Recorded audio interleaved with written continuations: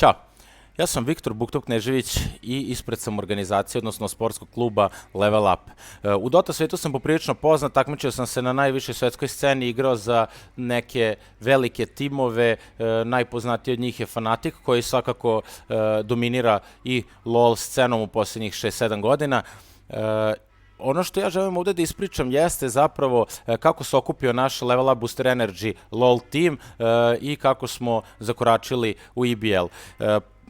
Imali smo prvu sezonu u kojoj smo odigrali kvalifikacije za EBL, Panj, Neca, Lotus i Patkica i Diva. To je bio tim.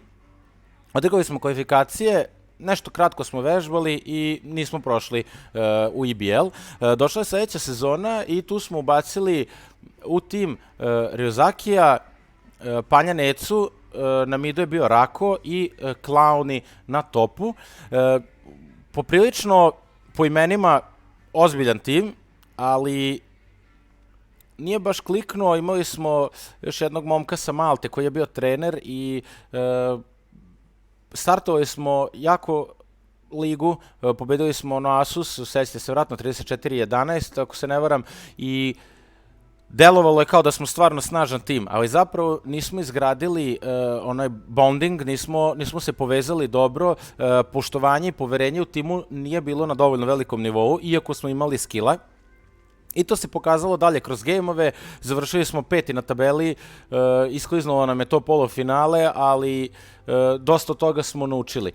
Plan za sljedeću sezonu bio je da Panje Neca ostanu kao core tima, jer su momci koji igraju Level Upu, koji su iz Novog Sada, i na to smo dodali još 3 igrača. Jedan od njih je bio Lotus, jer smo prepoznali još od onih prvih kvalifikacija, zato sam ih i pomenuo, prepoznali smo Lotusa kao dečka koji je talentovan, kog ne bije ego i sa kime može da se radi. Potom Sven Vidović, odnosno The Haste, dodat je na mid poziciju, mladi momak iz Hrvatske sa jako puno talenta koje je Luka Čiča Panj prepoznao kao naš kapiten i support. I posljednji je bio Luka Prentović, odnosno Gentleman Hero GH, sada poznatiji, koji zapravo nema toliko iskustva u competitive LoLu. Visok je bio rank i zapravo sam ga ja nekako prepoznao kao dečka koji ima solidno talenta, ali pre svega koji je smiren i sa kime može da se radi jako lepo, jako ozbiljno. Napravili smo taj neki mali, skromni tim, ali sa ciljem da pokažemo koliko smo mi ozbiljna organizacija koja zna šta radi. I kako smo krenuli sa EBL-om, odnosno i pre toga, skrimovali smo veoma pametno.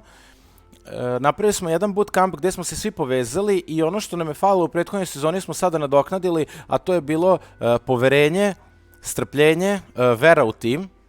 Sve to smo izgradili i vrlo brzo, posle nekoliko poraza od starta, krenuli smo da nižamo pobede. Došli smo do toga da smo pred sam kraj lige dobili zvezdu, da smo igrali posljednji meč protiv Random 5, ok, nije bio toliko bitan, ali smo ga igrali sa Hamzonijem, koji je igrao, prvo što je imao pauzu od Lola, drugo što je igrao off-roll, odnosno otišao je na top i bez problema smo pobedili Random 5. To pokazuje da smo tim koji ima core, koji jako veruje saigrači veruju jedni u druge, i sa druge strane, eto, moja malenkost koja se našla na poziciji coacha, zapravo sad ćete se pitati kako to ti iz Dote si na poziciji coacha u LoLu. Odgovor je dosta jednostavan. Uključio sam se onako dosta suptilno i sa strane, pokušavajući da izanaliziram koji su to problemi kod naših igrača, gde škripi, šta ne ide, i da bez mnogo pametovanja njih usmerim na rešavanje tih problema i da im dam alatke kako se problemi rešavaju, kako se unutar tima komunicira, kako se priča o greškama, kako se podržavaju saigrači, i tako smo kroz jedan bootcamp i dosta online skrimova izgradili jedan jako dobar odnos gde ja, iako nisam LoL ekspert, high divizija LoLa, naravno znam da igram igricu, znam šta rade čempioni, ali iako nisam neki veliki stručnjak za to, može se možda i reći da sam stručnjak iz oblasti generalno MOBA i gaminga, jer sam u tome jako dugo. Radio sam u Doti i pored toga što sam igrao profesionalno, radio sam i kao coach, a sa druge strane sam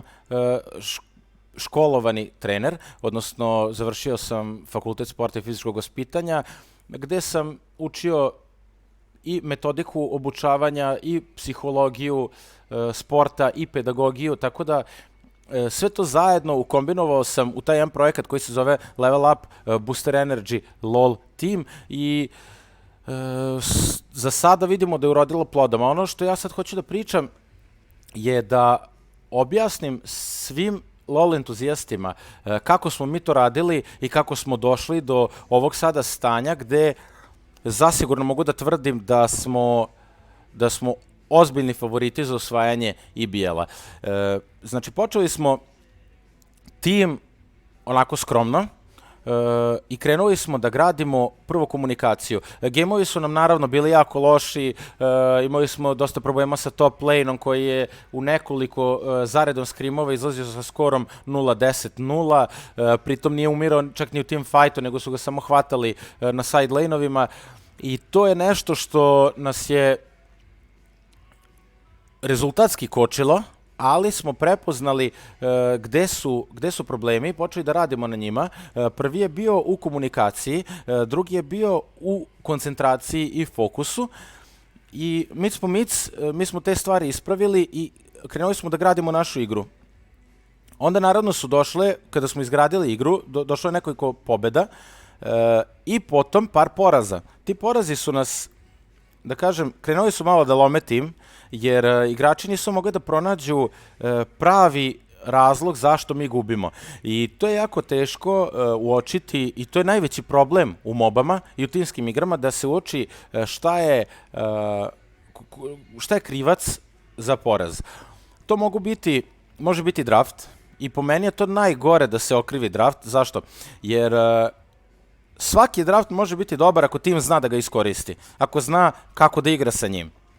Sad, ako karakterišemo draft kao loš, najbolje bi bilo da kažemo da je taj draft, da jednostavno nije za nas. Ne da je loš kao loš, nego da nije za nas i da ne znamo da ga odigramo i da bolje da se takvog drafta i takve taktike manemo, bar za sada, dok ne evolviramo kao tim. Jer ukoliko krenemo da krijemo određene čempove, određene matchupe, zavrtit ćemo se jako oko drafta, a svaki protivnik će u nekom sledećem skrimu drugačije da pikuje i to je sa preko 100 čempiona, to je jako klimava tema, jer retko ćemo doći u situaciju da se stvari ponavljaju i zbog toga su mobe još uvek jako teški i nije se oko njih razvila neka egzaktna nauka, zato što se stalno menjaju draftovi, kompozicije i ne može da se ustanovi nešto onako da bude stabilno, da znamo to je tako pa je tako.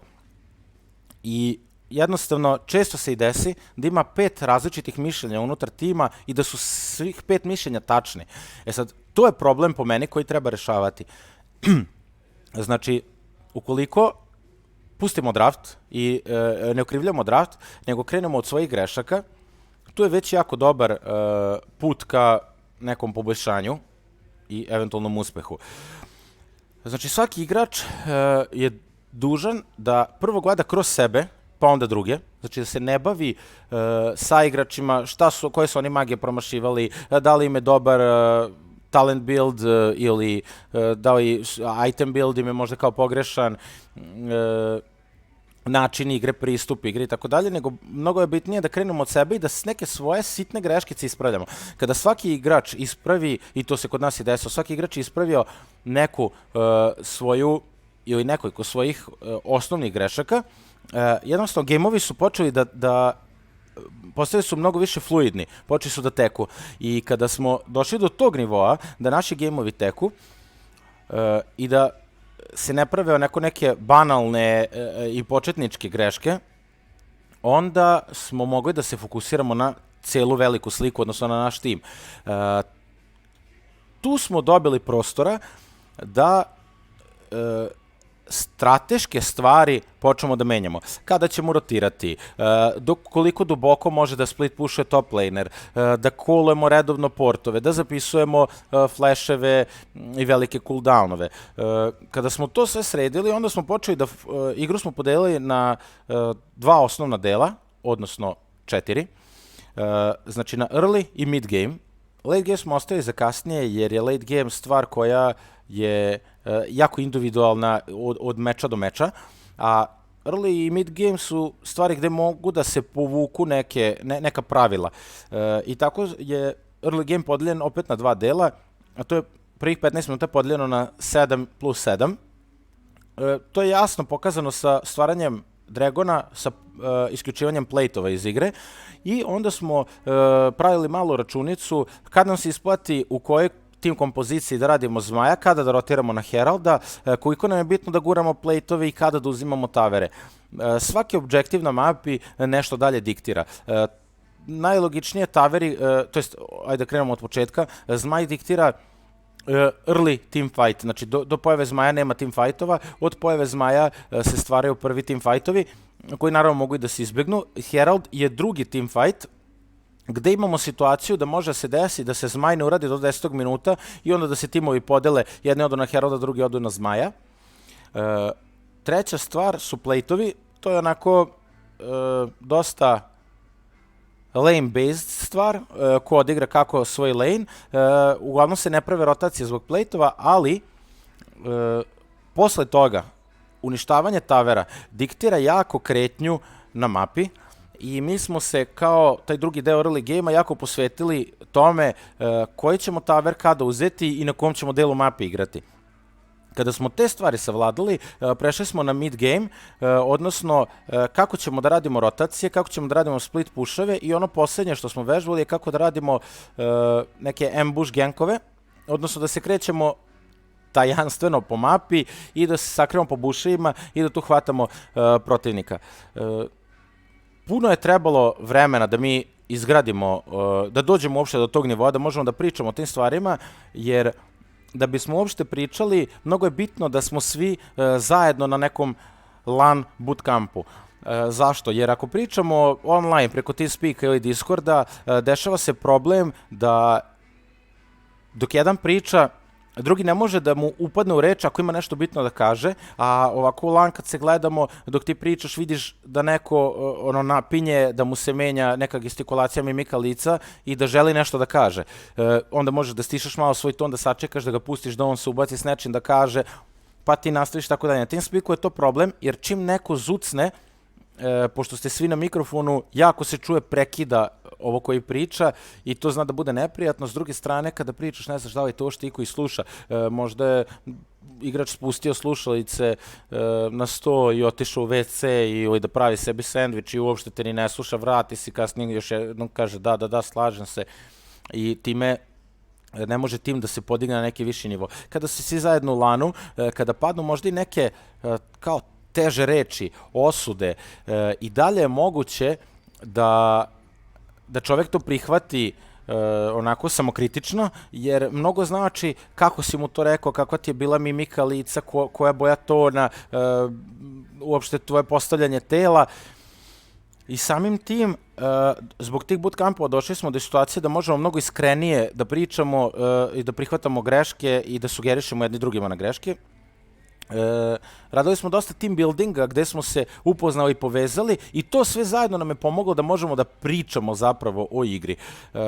I onda sa tom pričom o igri smo se popeli na nivo da pričamo o nekim dosta kompleksnim stvarima, kretnjama uopšte po mapi, raspoređivanje resursa i tako dalje. I sada kada sve ovo sumiramo, koliko smo mi puno radili sa ovim timom koji očigledno ima talentovane igrače, ja sam poprilično siguran da mi možemo Zvezdu da dobijemo 3-1, ako ne i 3-0. Zašto? Zato što je ovo best of 5 serija i može da se desi da možda izgubimo prvi game. Nas to nikako ne može da slomi, jer smo svi u lanu, puno smo vežbali, istrenirani smo da ne padnemo psihički, znači naš moral je nedodirljiv od strane ovog protivničkog tima. unutar tima nemamo nikakva nepoverenja ili neke nesuglasice, nikakve borbe, nije nam tim podeljen na klanove, znači svi smo kao jedna porodica, tako da mi ako izgubimo jedan game, shvatit ćemo koji Zvezda ima tempo igre i šta treba da radimo protiv toga. Naučili smo da brzo razmišljamo i posle toga ćemo biti samo još jači i vezat ćemo verovatno 3 pobede. Druga situacija je da krenemo da pobeđujemo, da pobedimo 2-0 i da možda, jer imamo nekoliko različitih taktika, ne znamo koja nam je zapravo najbolja, možda izaberemo posle toga neku taktiku koja ne urodi plodom, pa izgubimo i onda ćemo se samo vratiti na ono što znamo da radi. Dok Zvezda, ako izgubi samo jedan meč od nas, mislim, koliko sam onako izanalizirao njihov tim do sada, ponašanje, izjave na streamovima, twitterima i tako dalje, deluje mi kao da je jedan dosta nestabilan tim, pun nekih zvezda balkanskih koje ne mogu da se snađu u porazu. Nisu mogli da se snađu ni kada su samo gubili gejmove, kada gube early game, a kamoli kada dožive neki poraz. Deluje mi kao da se jako puno svaljuje krivica i s jednog na drugog igrača i sa time mislim da smo veliki favoriti za ovo polufinale. Hvala što ste odgledali ovaj video, nadam se da vam je malo i pomogao oko nekih razmišljanja ili sumnji oko competitive LoL-a. Podržavajte nas, pratite nas, borimo se do kraja. Pozdrav!